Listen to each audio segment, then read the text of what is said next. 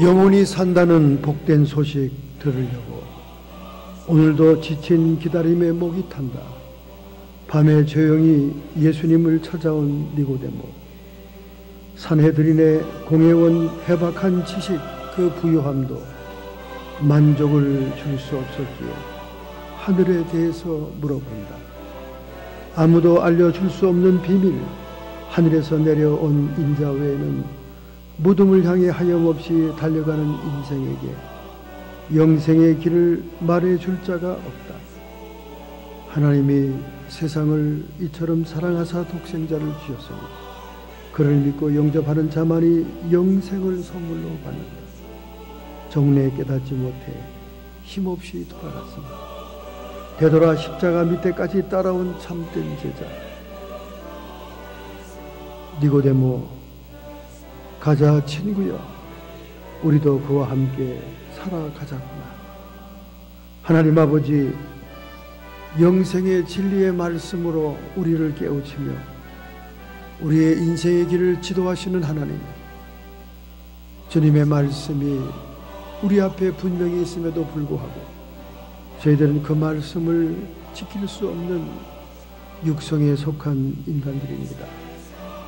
오늘도 저희들은 우리의 잘못과 실수와 성격적인 장애들과 하나님 앞에 죄가를 고백하오니 정결하게 주님의 피로 씻어 주시옵소서. 어린 양 예수의 피로 참회의 기도를 드려사옵나이다.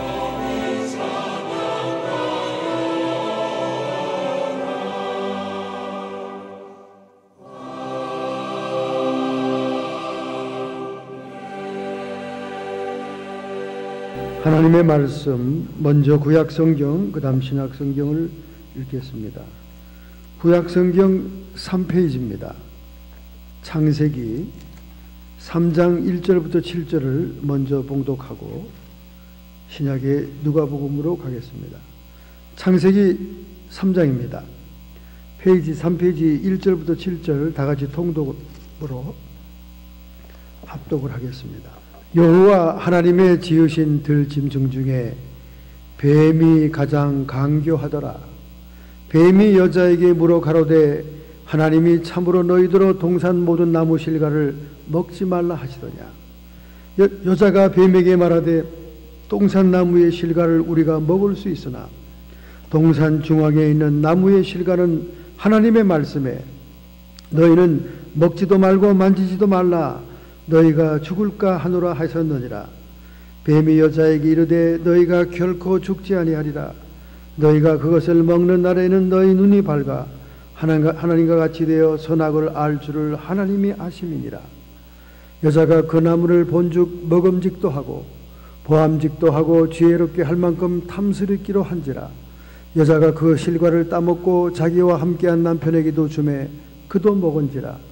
이에 그들의 눈이 밝아 자기들의 몸이 벗은 줄을 알고 무화과 나무 잎을 엮어 치마를 하였더라. 아멘. 신약성경 누가복음 22장입니다. 39절부터 46절의 말씀, 135페이지, 신약성경 135페이지입니다. 같이 읽겠습니다. 예수께서 나가사 습관을 쫓아 감람산에 가시매 제자들도 쫓았더니 그곳에 이르러 저희에게 이르시되 시험에 들지 않기를 기도하라 하시고 저희가 떠나 돌 던질 만큼 가서 무릎을 꿇고 기도하여 가라사대 아버지여 만일 아버지의 뜻이오든 이 잔을 내게서 옮기지 마옵소서. 그러나 내 원대로 마옵시고 아버지의 원대로 되기를 원하나이다 하시니 사자가 하늘로부터 예수께 나타나 힘을 돕더라. 예수께서 힘쓰고 애써 더욱 간절히 기도하시니 땀이 땅에 떨어지는 핏방울같이 되더라. 기도 후에 일어나 제자들에게 가서 슬픔을 인연하여 잠든 것을 보시고 이르시되 어찌하여 자느냐 시험에 들지 않게 일어나 기도하라 하시니라. 아멘.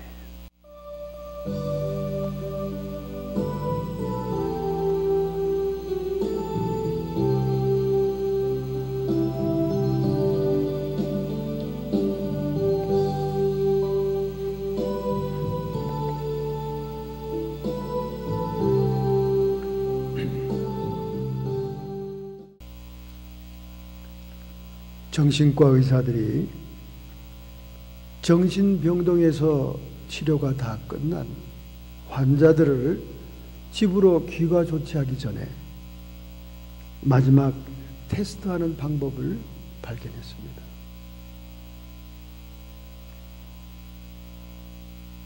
세면소에다가 환자를 집어넣습니다.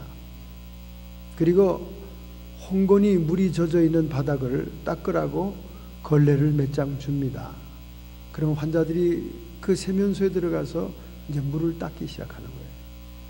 그런데 사면벽은 다 거울로 되어 있고 그들을 촬영하고 의사들이 지켜봅니다. 그 행동이 어떠할까? 그런데 세면대 수도에서는 물이 쫄쫄쫄쫄쫄 계속 나오고 있어요. 그러면 그 환자가 걸레질을 하면서 계속 물을 닦아내다가 물이 흘러내리는 수도를 발견하고 얼른 가서 수도를 잠그면 합격입니다. 그대로 치료가 끝난 것으로 생각하고 집으로 보내줍니다. 그런데 졸졸졸 흐르는 수도를 보지 못하고 계속 걸레를 갈아가면서 물만 닦느라고 땀을 흘리는 환자들은 아직도 치료가 더 필요한 것입니다. 정신과 의사들이 이런 테스트로 환자를 치료가 끝났다, 치료가 아직 남았다 판단하는 것은 환자가 원인을 추적할 수 있는 능력이 있는가, 원인을 볼 수 있는가를 판단해서 그들의 치료가 끝나고 안 끝난 것을 결정하는 것입니다. 여러분, 우리가 하나님의 말씀을 배우고 말씀의 은혜를 받으면서 계속 창세기의 선악과로 돌아가는 것은 인간의 모든 문제의 원인을 규명하기 위해서 그런 것입니다. 상담하는 자들이 너절한 모든 삶의 얘기를 듣고 있습니다. 정말 상담자들의 그 세상살이의 모든 얘기를 듣고 있다 보면 인내의 한계를 느낄 때가 있습니다. 저는 처음 만난 사람 처음 한 번은 그의 홀 스토리를 들어줍니다. 우리 원장 목사님이 막 목사님 짜증나죠. 그 듣기 힘들죠. 저 어저께 밤늦게까지 들은 얘기 목사님한테 또 오늘 몇 시간 동안 하는 겁니다. 그 제가 얘기했습니다. 원장님, 저한테 한 가지 법칙이 있는데요. 처음 만난 환자, 처음 만난 사람 첫 번째는 홀 스토리 다 들어줍니다.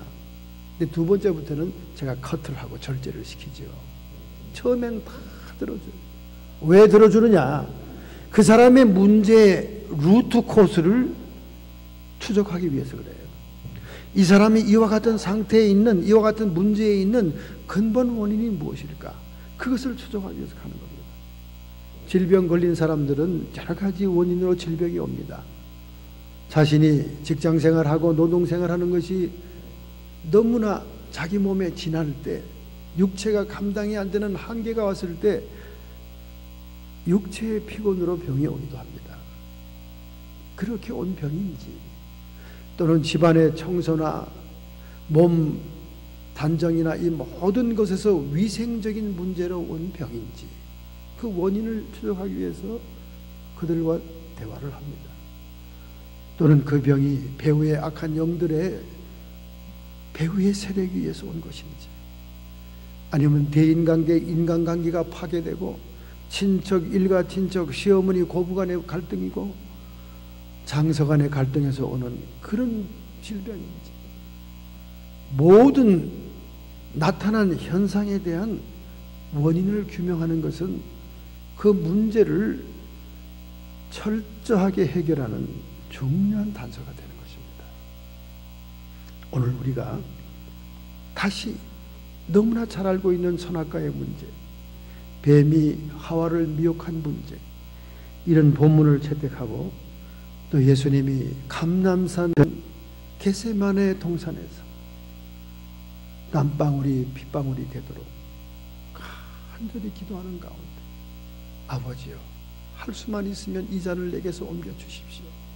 고난과 고통이 다가오는 미래를 바라보며 그는 호소하다가 결국 내 원대로 마옵시고 아버지의 원대로 해달라는 그런 두 본문을 택하여 하나님이 기뻐하는 삶의 원리는 무엇일까? 우리가 근본적인 문제를 다뤄보려고 하는 것입니다. 이 원리는 너무나 중요하기 때문에 제가 계속해서 제 목회상 리피트 하고 있습니다. 그렇기 때문에 여러분 오늘 새로운 말씀을 듣는 것처럼 귀를 기울여 주시기 바랍니다. 여러분과 저는 하나님께서 자기의 형상대로 지었습니다. 자기의 형상대로 지었다는 것은 사랑의 대상으로 지었다는 것입니다. 그러면서 사랑의 대상으로서 사랑하는 사람을 선택할 수 있는 자유의지까지도 주었다는 거예요. 이 프리윌, 이 자유의지의 문제는 인간의 개성과 인권을 존중하시는 하나님의 사랑의 배려인 겁니다. 앞으로 21세기의 지구상을 뒤덮을 수많은 로봇, 가사 도우미까지 만들고 있고 감정 대화까지 할 수 있는 지능이 있는 로봇을 만들고 있습니다. 그러나 그 로봇들에게는 자유의지가 없는 거죠. 그러나 하나님께서는 우리를 로봇 상태로 만들지 않고 자유의지를 주었다는 것입니다. 이 말은 우리가 매일 아침마다 밖으로 나오기 위해서 침실 문 손잡이를 틀어서 문을 여는 것처럼 우리 앞에 사람들이 우리의 의지 결단에 의해서 선택에 의해서 매일매일 전개되고 있다는 것입니다. 자, 이러한 우리의 삶 속에서 이런 여러 가지 많은 종류의 삶 속에서 하나님이 기뻐하는 삶은 무엇일까?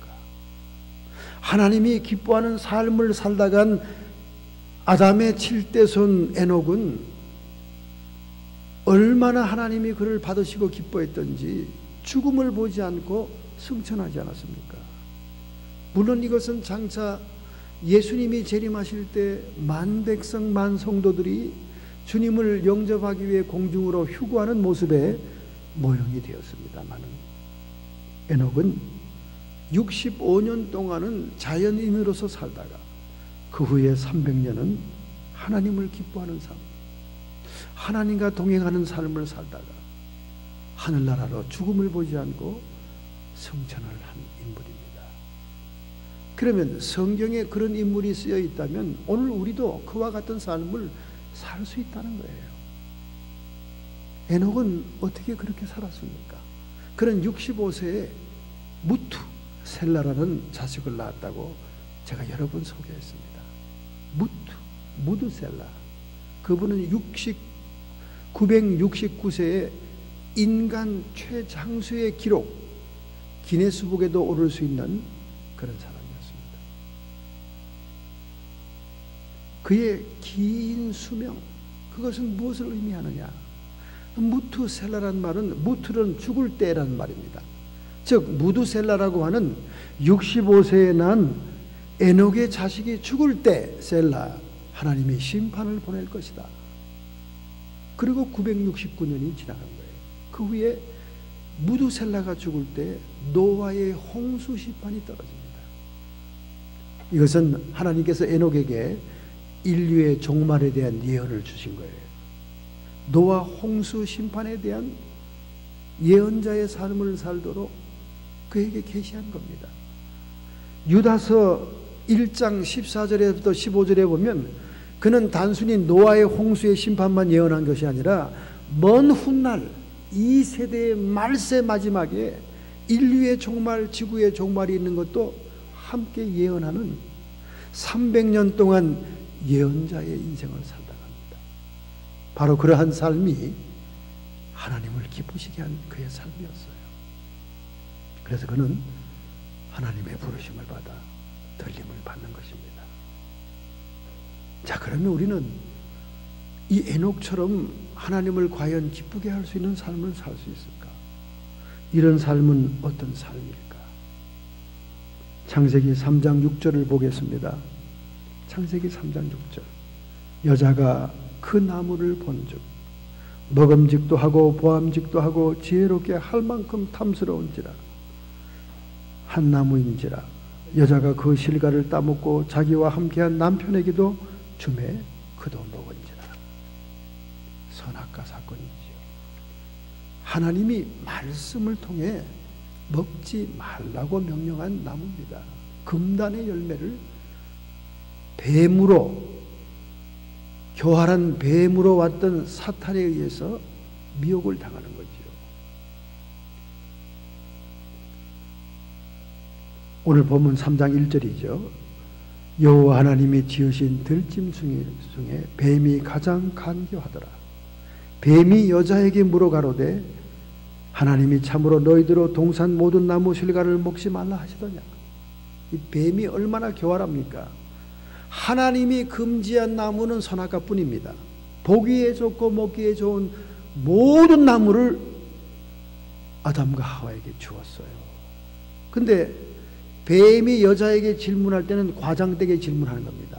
모든 나무 실과를 먹지 말라 하더냐. 이것은 하나님이 째째하고 인색하다는 이미지를 넣기 시작하는 거예요.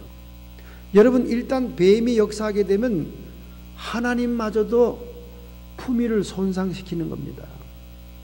그러니까 뱀의 말을 듣고 나면 그 말을 이어서 말이 들뜨는 거예요. 여자가 뱀에게 말하되 동산나무의 실과를 우리가 먹을 수 있으나, 사실이죠, 먹을 수 있으나 동산 중앙에 있는 나무 실과는 하나님의 말씀에 너희는 먹지도 말고 만지지도 말라 너희가 죽을까 하였노라. 뱀이 부추기는 말에 들떠가지고 말 한마디를 보태지 않습니까? 만지지도 말라고 그랬다. 만지지 말라는 얘기는 안 했어요. 뱀이 부추기는 말에 들떠가지고 한마디 더 첨가한 거예요. 여러분에게 누가 전화가 오고 누가 막 옆에서 속삭질하면 그 말에 같이 들뜨게 됩니다. 이게 인간의 속성이에요. 말 하나 더 붙입니다. 만지지도 말라고 했다. 너희가 죽을까 하느라. 실제로 중요한 말, 정령 죽을 것이다. 진짜 죽는다는 말은 쏙 빼고 죽을까 하노라. 죽을지도 모른다. 이렇게 아리까리하게 말을 돌려버립니다. 뱀이 여자에게 이르되 너희가 결코 죽지 아니하리라. 여자가 흔들리니까, 아리까리해지니까 딱 뱀이 단언해 주는 거예요. 안 죽는다. 안 죽는다. 그 하나님이 거짓말하는 사람이 된 거죠. 하나님은 나무의 실과를 먹지 못하게 하는 인색한 사람이 된 거죠. 이 사탄이 이렇게 하나님의 모습까지도 해치는 거예요. 손상하는 겁니다. 너희가 그것을 먹는 날에는 너희 눈이 밝아 하나님과 같이 되어 선악을 알 줄을 하나님이 아십니다. 이제는 하나님이 시기 질투하는 사람으로 전락을 시키는 거예요. 네가 그것을 먹는 날에는 네 눈이 밝아질 것이다. 눈이 밝아지긴 했죠. 인간이 마귀에 의해서 미혹된 자의식이 형성됐습니다. 그 자의식이 우리의 죄성의 중심 센터가 됐죠. 하나님같이 돼요. 하나님이 사람이 자기같이 될까봐 겁이 나서 선악과를 못 먹게 했다는, 하나님이 라이벌 대상으로 바꿔놓는 거예요. 감히 우리 인간이 창조주 하나님이 라이벌이 될 수가 없죠. 창조주 하나님은 우리의 예배와 경배의 대상이거늘 마귀는 이렇게 하나님을 손상시키는 겁니다. 여러분, 이 뱀의 역사가 그렇게 무서워요. 우리 집에 아이들이 있었지 않습니까? 그 유학생들이 몇 명 있었잖아요. 그렇게 목사님이라고 잘 따르고 그렇게 하던 아이들이 문제가 좀 생기더라고요. 그 아이들 놓고 제가 하나 기도를 하는데, 아침에 기도를 하는데 그 남자아이가 이렇게 보통 학교를 등하교하는 그 제대로 된 길로 가지 않고 공원으로 오는 걸 보이더라고요. 공원으로. 근데 공원으로 오는데 큰 뱀이 하나 공원에서 싹 나타나더니 그 아이에게 막 뭐라고 떠들더라고요. 아이고, 저 아이가 또 무슨 나쁜 영향을 받겠구나. 그 환상을 보고는 더 기도를 했습니다. 아닌 게 아니라 그날 학교 갔다 온 날부터 애가 삐딱해지기 시작했어요. 우리 말을 듣질 않아요. 우리의 권위를 손상하고 우리에게 대들고 이상한 행동을 합니다. 그래서 먼저 왔던 키 작은 여자에게 제가 딱 얘기했습니다. 너 오늘 너희들 이 정상으로 차도로 오지 않고 공원으로 거쳐서 왔지? 제가 물어봤더니 둘이 깜짝 놀더라고요. 놀래요. 들킨 것처럼. 너희들 공원에서 무슨 말을 하고 왔지? 그 남자아이는 순진하니까 그렇다고 그러는 거예요. 네가 저 여자의 말을 듣고 너 지금 마음이 상한 것이다. 뱀의 역사입니다. 뱀의 역사. 뱀이 이렇게 교활해요. 똑같은 말도 똑같은 상황도 교묘하게 뒤틀어서 얘기를 해서 상대방으로 하여금 권위를 인정하지 않고 불순종하게 하고 대들게 하는 것입니다. 하나님마저도 인색한 사람, 어찌 하나님이 인색합니까? 모든 실과 나무를 다 먹게 하고 오직 선악과 하나만 먹지 말라 그랬는데 모든 나무를 먹지 말라고 하더냐? 하나님을 이렇게 인색한 사람으로 만들어, 하나님을 사람과 라이벌 경쟁하는 사람으로 만들어서 하나님처럼 될까봐 못 먹게 했다. 이 뱀이 이렇게 무서운 거예요, 여러분. 그래서 이런 뱀에게 미혹당하지 않는 것이 가장 안전한 길입니다, 여러분. 안전한 길. 이렇게 마귀의 미혹을 받아 선악과를 따먹음으로 인류는 선악의 원리에 의해서 살게 되었습니다. 정말 마귀의 말처럼 인간은 눈이 밝아졌죠. 자의식을 갖게 되었습니다. 그리고 뭐 어떻게 됐습니까? 하나님과 같이 되어 선악을 알 줄을 하나님이 아십니다. 인간 스스로가 선악을 분별하고 판단하는 자가 된 겁니다. 하나님 같은 창조의 능력, 전능한 능력을 가지고 있으면서 선악을 판단한다면야 공의롭고 괜찮은 거죠. 모든 전후 사정을 다 재고 전지전능한 능력으로 꿰뚫어 보면서 선악을 판단한다면 그거는 괜찮은 거죠. 그런데 인간이 타락한 상태에서 스스로 선과 악을 판단하는 사람이 됐다고 말해요. 하나님 같은 능력이 있지도 않으면서 자기 스스로 판단했다고 말이죠. 그래서 우리 사람들이 선악을 판단하는 걸 가만히 보면 자기에게 이익이 되면 선입니다. 자기에게 편안하면 선이에요. 자기에게 좋으면 선입니다. 그리고 자기에게 불리하거나 희생이 되거나 자기에게 이익이 안 되면 그건 악입니다. 아주 unfair한 판단을 하게 되는 거죠. 이런 선악의 원리가 인간에게 들어왔어요. 그래서 창세기 3장 22절에 삼위일체 하나님이 서로 독백하는 얘기가 나옵니다. 보라, 이 사람이 선악을 아는 일에 우리 중 하나같이 되었으니. 우리 중 하나, 삼위일체 중에 하나가 누굽니까? 심판주 예수님 같이 되었으니. 모든 선악을 판단하는 심판주는 예수 그리스도예요. 그 예수님 같이 되었으니 생명나무를 따먹을까 겁이 난다. 그래서 천사를 파송해서 못 먹게 화형검으로 울타리를 치잖아요. 그게 무슨 말입니까? 예수님처럼 하나님처럼 공의로 판단하는 능력도 없으면서 인간이 스스로 자기가 판단자가 되어 선악을 판단하는 상태에서 생명나무를 열매를 먹으면 마귀처럼 영원히 변하지 않는 악한 존재가 되겠기에 생명과를 막은 거예요. 자기 스스로 판단하면서 자기 스스로 옳다고 그러다고 여기는 사탄처럼 존재가 될까봐 생명나무를 막은 거예요. 인류를 먼저 구원하고 난 다음 생명나무를 먹게 해야 되기 때문에 그룹 천사를 보내서 화형검으로 그것을 막은 겁니다. 여러분, 오늘날 여러분과 저를 잘 살펴보세요. 얼마나 우리가 똑똑한 존재입니까? 우리가 얼마나 인생의 경험이 많습니까? 이제 나이가 들면 들수록 고집이 세지고요. 나이가 들면 들수록 남의 말 듣지 않습니다. 내 경험이 최고고 내가 살아온 길이 최고입니다. 저도 그런 걸 보고는 깜짝깜짝 놀랄 때가 있어요. 그래서 나이가 들면 들수록 우리 손자나 젊은 사람들의 말을 들어주면서 이 새로운 문물과 새로운 생각, 사고방식들을 받을 마음이 있어야 된다고 말이죠. 보라, 이 사람이 선악을 아는 일에 우리 중 하나같이 되었다. 예수님 같은 능력이 없으면서도, 예수님 같은 판단력이 없으면서도 스스로 예수님의 자리에 앉아 선악을 판단하는 존재가 됐다 그 말입니다.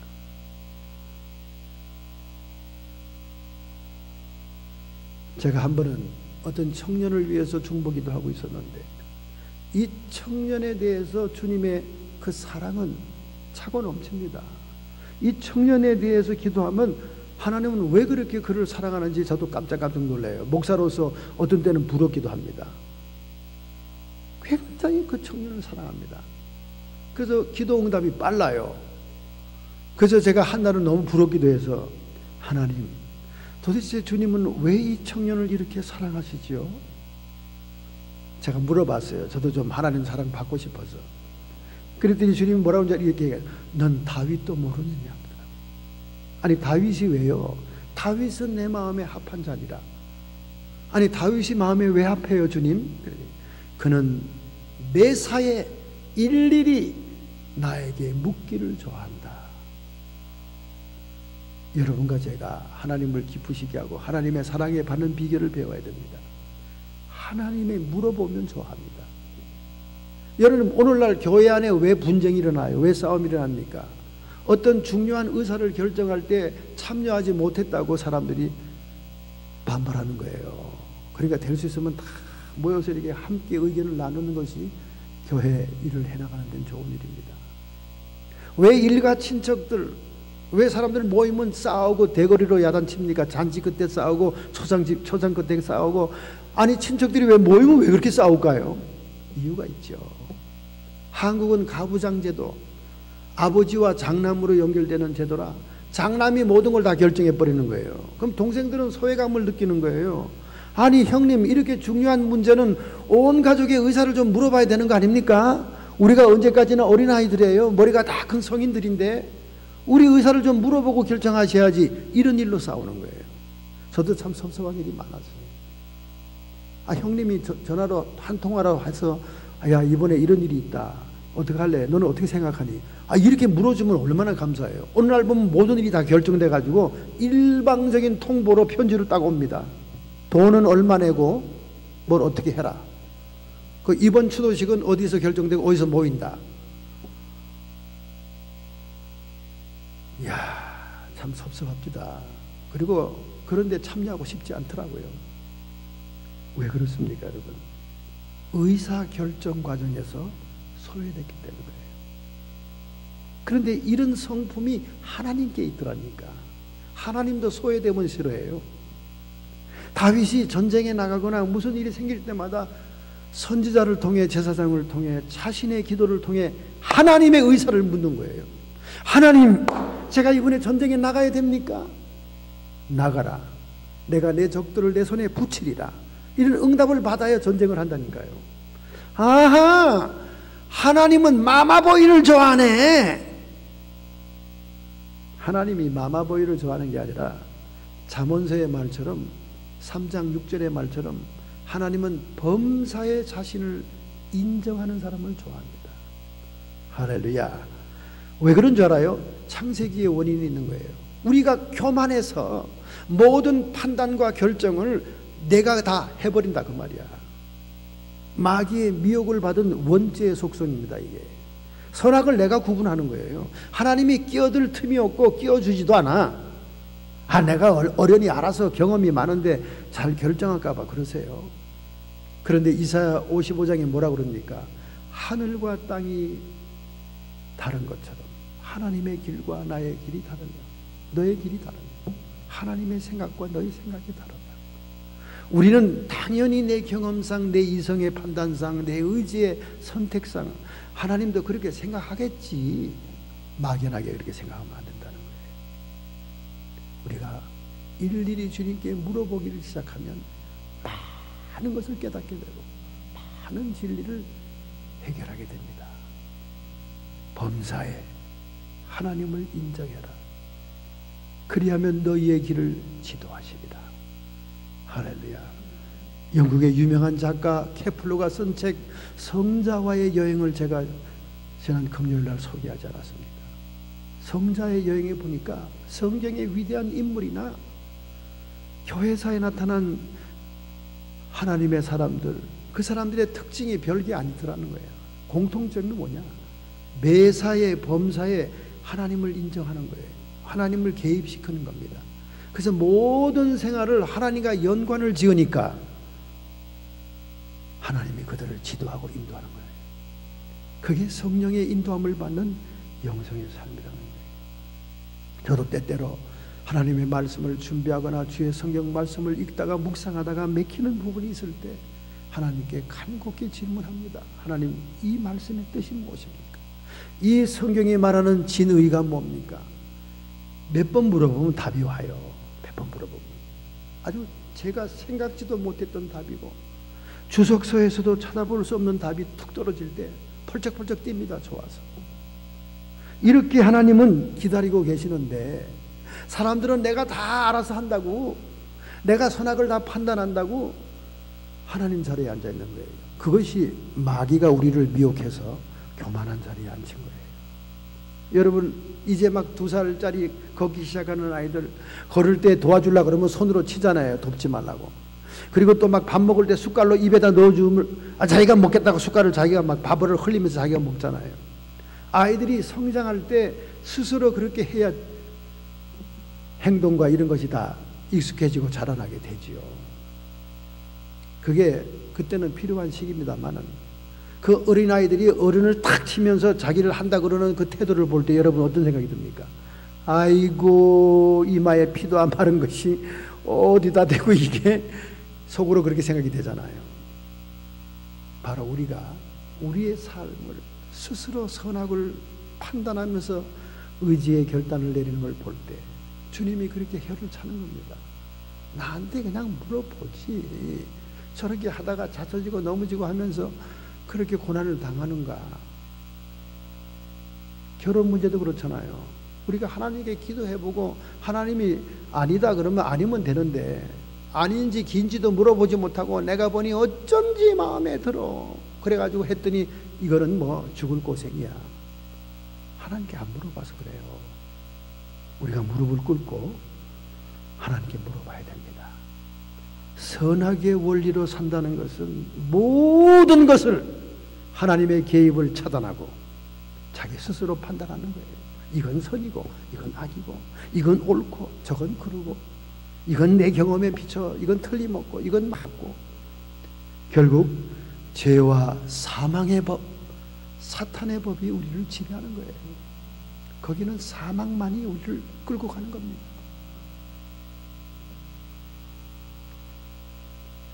오늘 여러분이 선악의 원리로 살겠습니까? 윌리엄 힌슨이라고 하는 맹수를 훈련하는 전문가가 있습니다. 이분이 이렇게 얘기했습니다.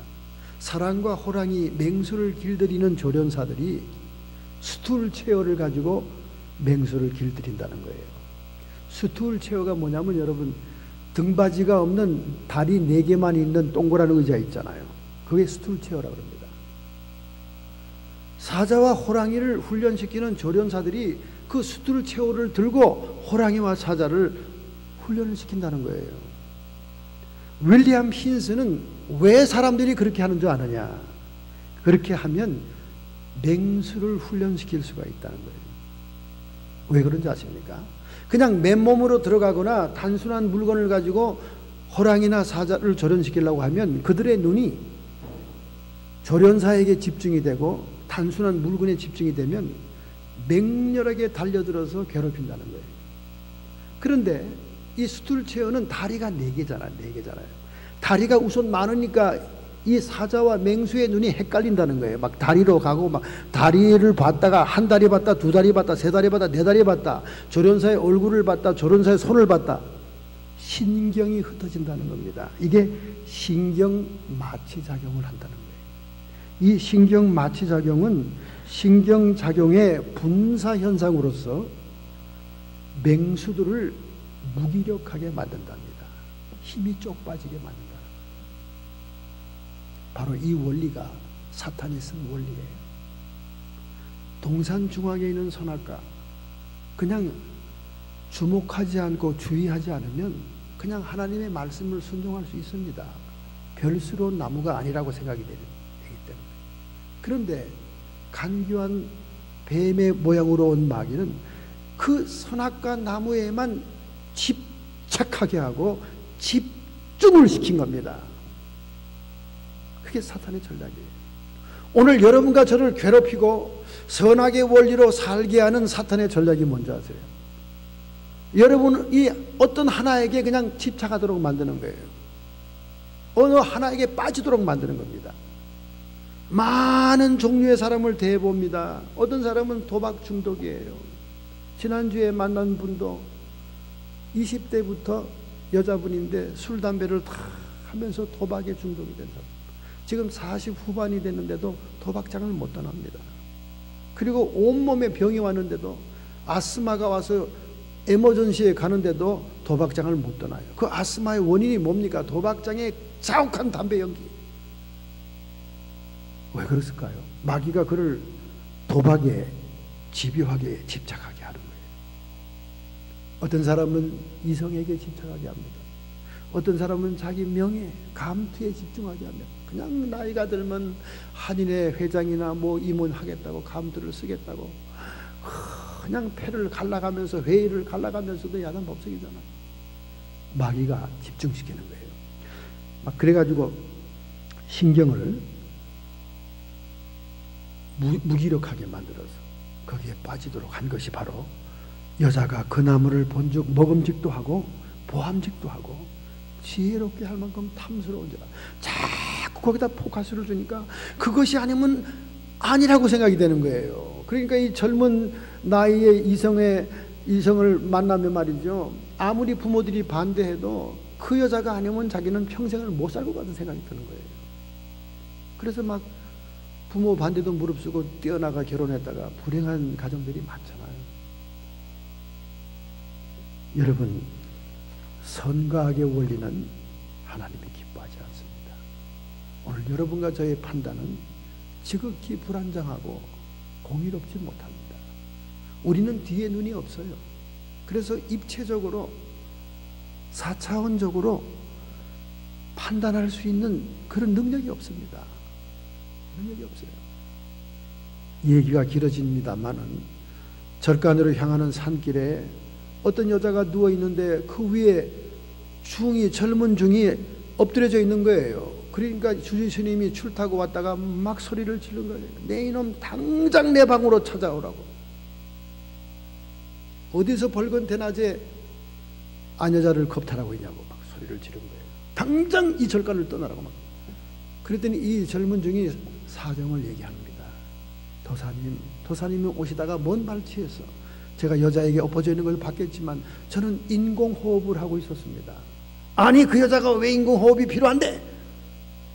제가 숲속을 산책하고 있는데 나무에 목을 메고 있는 거예요. 그래서 얼른 가서 목을 풀었더니 숨이 남아있어서 인공호흡을 했던 겁니다.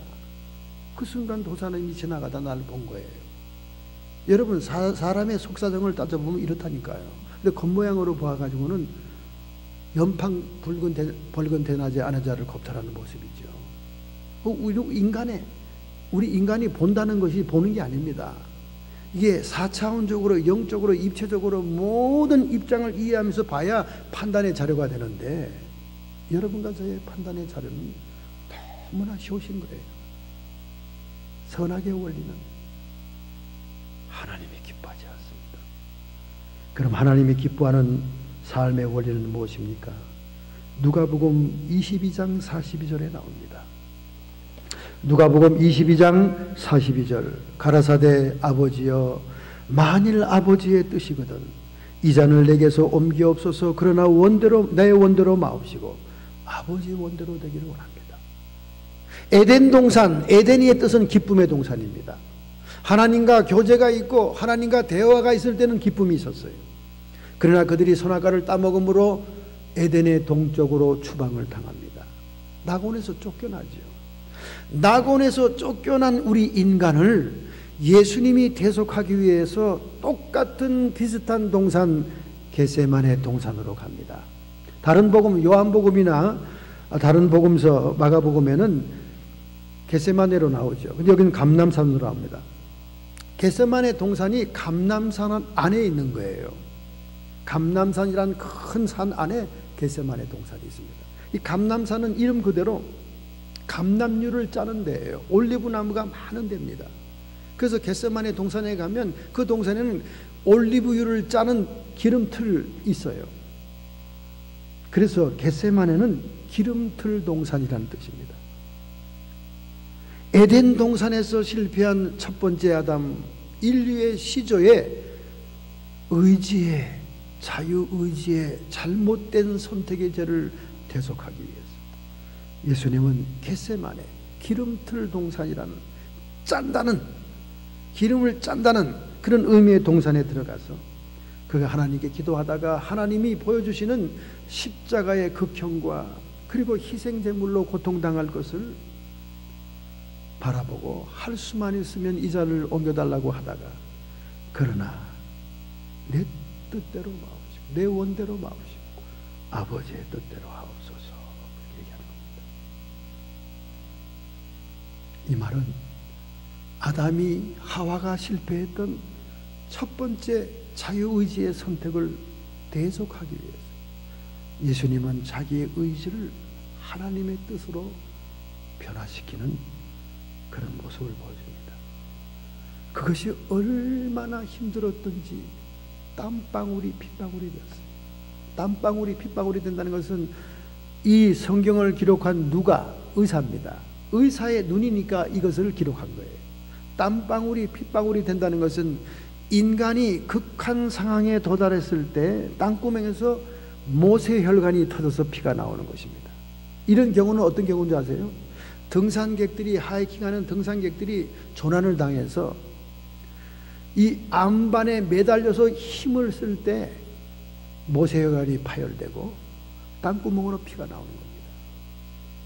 그러니 아담과 하와가 하나님이 주신 자유의지를 통해 선악과를 선택했던 그 죄를 대속하기 위해, 그 의지를 대속하기 위해 주님이 애쓰고 힘쓴 그 피는 얼마나 값어치가 있는 거냐고 말이죠. 오늘 여러분과 저의 의지를 우리 주님은 대속하기를 원하시는 것입니다.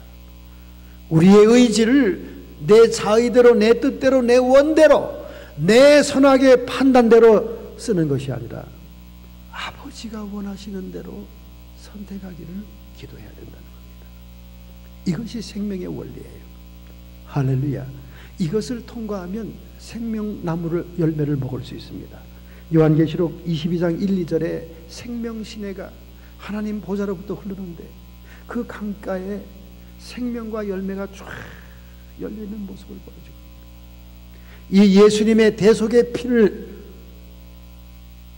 그 대속의 공로 때문에 주님을 영접하고 주님을 섬기고 주님과 동행한 삶을 살았던 사람들은 하늘나라 보좌 앞에 생명시냇가의 생명나무의 열매를 먹을 수 있게 된다고 말이에요. 할렐루야. 이것이 생명의 원리입니다. 이것이 생명의 성령의 법대로 사는 거예요. 원시의 복음인 창세기 3장 15절 여자의 후손 메시아를 통해서 우리는 이 자유의지의 대속을 받아 주님의 나라에 참여할 수 있는 것입니다. 요한복음 8장 29절 내가 항상 그의 기뻐하는 일을 행함으로 혼자 두지 아니하느니라. 하나님께서 예수님을 혼자 두지 않은 것은 예수님이, 하나님이 기뻐한 일을 했다는 거예요. 죄와 사망의 법을 따르는 것이 아니라 생명과 성령의 법을 따라 살았다 그 말이에요. 그래서 예수님도 항상 주님과 하나님과 대화하는 장면들이 많이 나오잖아요. 기도 자체도 대화하는 기도입니다. 그러니까 생명과 성령의 법 아래에 있는 예수님이 지나가는 곳에는 사망의 세력이 떠나가는 거예요. 귀신이 떠나가고 병든 자가 일어나고 죽은 자가 살아나고 문둥병이 치료함을 받는 것입니다. 오늘 여러분과 제가 육체의 정욕, 안목의 정욕, 이생의 자랑, 먹음직도 하고 육체의 정욕, 보함직도 하고 안목의 정욕, 지혜롭게 할 만큼 탐스러운지라 이생의 자랑을 따르지 않고 선악의 원리로 살지 않고 내 뜻과 내 자의가 아니라 하나님의 뜻, 하나님의 말씀, 하나님의 명령을 순종한다면 그것이 생명의 원리로 사는 것이다. 그래서 에녹이 65세까지는 무두셀라를 낳기까지는 자연인으로서 살았지만은 무두셀라를 통해 마지막 세대의 하나님의 심판, 종말에 대한 심판을 예언받고 난 다음 그것을 온 세상 사람들에게 전파하는 예언자의 삶을 삶으로 하나님을 기쁘시게 하는 삶, 생명과 성령의 삶을 삶으로 그는 승천할 수밖에 없는 축복을 받은 것입니다. 할렐루야. 뉴저지에 가면 두루 신학대학이 있습니다. 감리교 종합대학이죠. 거기에 가난한 필리핀 학생이 본국으로부터 장학금을 얻어서 유학을 오게 되었습니다.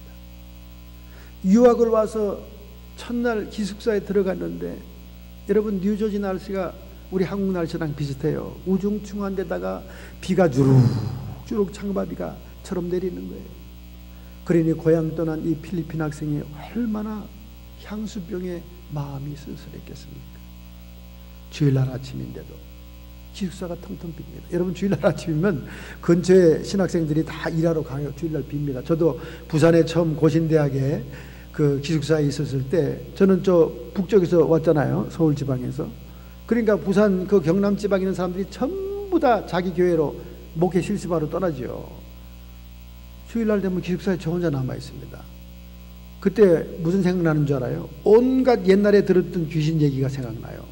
복도를 톡톡톡 걸어오는 소리가 나고 12시 정이 땡땡 치고 아주 삭막합니다. 그때는 고신대학이 지금은 용도 청학동 거치에 있지만은 그때는 그 송도 위에 소나무산 위에 있었거든요. 옆에 그 보금간호대학이 있고. 그럼 거기는 바다 꼭대기니까 바람이 얼마나 부는지 기숙사의 문짝은 전부 다 덜컹거립니다. 슉 덜컹덜컹 슉 덜컹. 기숙사에 혼자 누워있으면 이거 완전 스산하기 짝이 없고요. 이거 무슨 무시무시합니다. 그때 제가 이제 주일 예배를 마치면 그 뒷산에 올라가서 송도산에 그 뒤 소나무 많아요. 거기서 얼마나 기도 생활을 많이 했는지 몰라요. 왜냐하면 고신파가 이 보수 장로교회라서 통성 기도를 하면 절대 안 됩니다.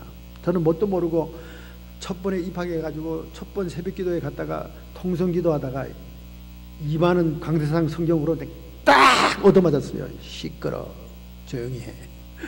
그래서 그때부터 전부 중년부라듯이 그렇게 기도들 하죠.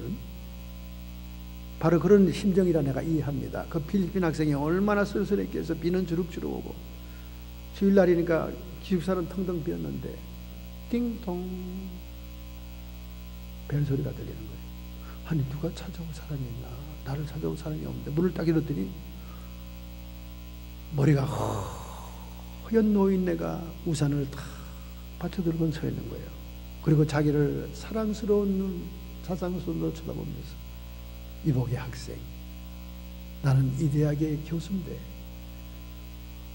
바로 이 근처에 말씀을 잘 증거하는 목사님이 있네. 유익한 말씀이니까 같이 들으러 가겠나. 여러분 나이가 지극하신 교수님이, 그것도 아무도 없는 텅 빈 기숙사에 비는 주룩주룩 오는데 우산을 받쳐들고 자기 보고 교회를 가자고 초청하는 거예요. 그 교수님이라니까 깜짝 놀랐죠. 막 우리 아시안들은 좀 체구도 작고 그렇잖아요. 열등의식이 좀 있거든 아시안들은. 그 백인 교수님이 그러니까 얼른 뛰어나가면서 아유 네 가야지요 교수님. 나왔더니 또 우산 하나 탁 펼치는 거예요. 자기 우산을 준비해 왔어요. 그 우산을 또 주면서 같이 교회를 나가기 시작한 거예요. 할렐루야. 이렇게 시작된 신앙생활, 그는 대학 4년 동안 너무나 많은 은혜를 받게 됩니다. 전혀 기독교에 대해서 몰랐고 생명부지에 신앙이 없던 이 학생이, 뭐 부모들은 가톨릭 신자겠죠. 필리핀 오니까. 대학 4년 동안 얼마나 많은 은혜를 받았던지. 대학을 졸업하고 신학부는 신학대학으로 진학을 합니다. 할렐루야. 두루 신학대학이죠. 종합대학이면서. 그리고는 그가 필리핀으로 선교사로 파송이 됩니다.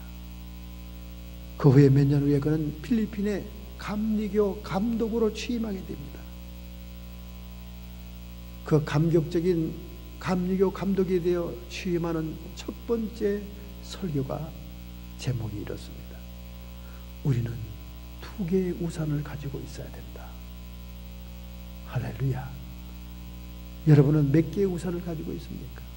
하나는 나를 위해서 우산을 준비해야 되고, 다른 하나는 예수님의 이름으로 준비하다.